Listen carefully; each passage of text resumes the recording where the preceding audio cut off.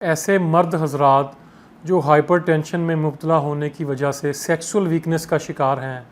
ये हर्बल और नेचुरल नुस्खा उन्हें इस काबिल कर देगा कि वो अपनी मैरिटल लाइफ को खुशगवार तरीके से गुजार सकें।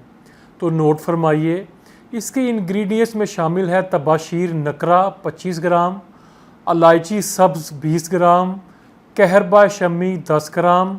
मूसली सतावर 20 ग्राम, सालब मिस्री 20 ग्राम, तालम खाना 20 ग्राम, मूसली सफ़ेद 20 ग्राम। ये अज्जा थोड़े कॉस्टली तो हैं, लेकिन आप किसी अच्छी दुकान से लें ताकि प्योर मिलें। इन तमाम हर्ब्स को आपने ग्राइंड करके कैप्सूल फिलिंग कर लेनी है और 2 कैप्सूल सुबह बिफोर ब्रेकफास्ट यानी खाली पेट आपने या शाम 5 बजे के करीब दूध, दही या लस्सी या फिर सादे पानी के साथ डेली लें। इंशाल्लाह ताला आपको चंद दिनों में बहुत